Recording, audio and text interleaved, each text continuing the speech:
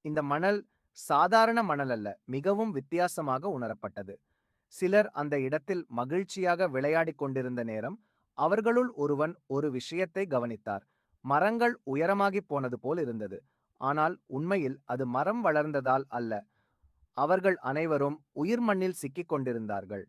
பயமுறுத்தும் அந்த தருணத்தில் மணல் ஏற்கனவே இடுப்பளவு வரை வந்துவிட்டது. அந்த நேரத்தில் அந்த சிறுமி, "நிமிர்ந்திராதீங்க, எல்லாரும் உடனே கிடந்துக்கங்க" என்றபடி செய்தாள். அப்படி கிடந்தால் கீழே விழும் வேகம் குறையும்.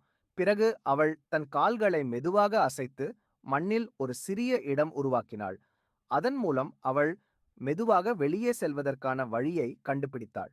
அவளை பின்தொடர்ந்தார்கள் அனைவரும். ஆனால் ஒரே ஒருவர் மட்டும் தலையில் நின்று கொண்டிருந்தார். சில நிமிடங்களில் அவர் தலைமுனையை மட்டும் மண்ணின் மேல் தெரிந்தது. அந்த நேரத்தில் ஒரு சிவப்பு கரடி மெதுவாக அவரது தலையை நோக்கி வரத் தொடங்கியது. அது அவருடைய தலையில் ஏறி நின்றது. அந்த காட்சி அனைவரையும் உச்சபட்சமாக பயமுறுத்தியது.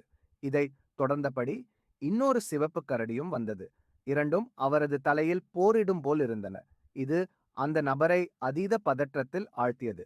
அவர் ஒரு கணத்தில் பரிதாபமாக மௌனமாகிவிட்டார்.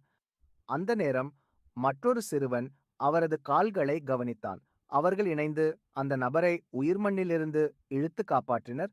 இறுதியாக அவர்கள் அனைவரும் அந்த அபாயம் நிறைந்த மணலில் இருந்து தப்பிக்க முடிந்தது. அந்த நபர் நெஞ்சார மகிழ்ந்தார். மிகவும் நிவாரணம் அளிக்கும் ஒரு வெற்றிகரமான